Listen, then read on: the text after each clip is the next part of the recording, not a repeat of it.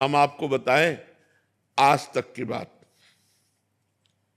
Second में बात सुनी गई है, सेकंड में, मिनट नहीं, सेकंड में, क्योंकि भगवान के सिवा हमारा कोई है नहीं।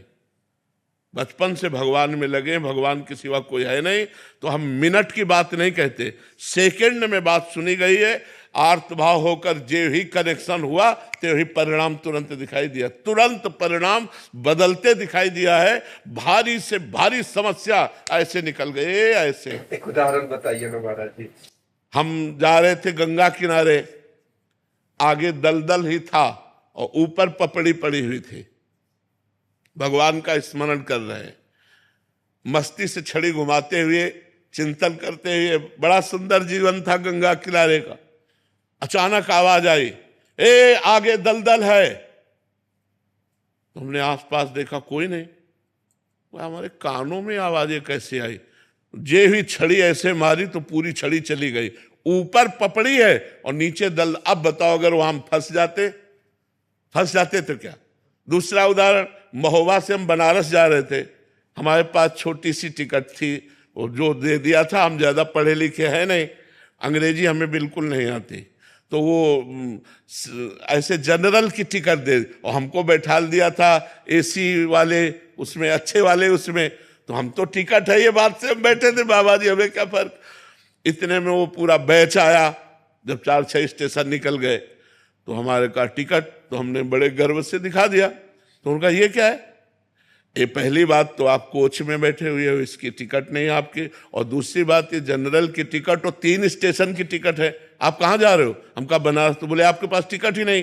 अब वो जो 2-4 सबकी श्रद्धा संतों पे थोड़ी होती, तो वो गालियां बकने लगे, बोले खड़े हो। तो हम खड़े हो गए, बस भगवान का चिंतन किया कि हमको तो प्रभु कुछ पता नहीं है, ना हमारे पास पैसा है।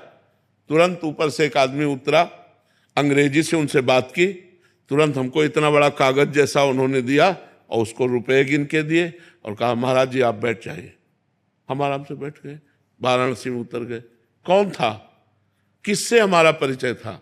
एक सेकंड में भगवान ने, ऐसे एक जगह नहीं, हमने हजारों बार देखा कि हमारे भगवान हमारी एक एक बात सुनते हैं, हमारे पास हैं, हमारे साथ हैं। हम अगर ऐसा अनुभव न हो तो हम बाबा जी लोग जिए कैसे?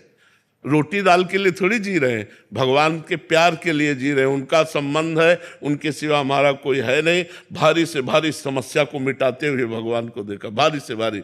एक बार हम आ रहे थे गिरिराज जी की परिक्रमा दे के, रात्रि के 2 बजे के लगभग, और वो जो ऊपर ऐसे बने होते डिवाइडर में गाड़ी चढ़ गई।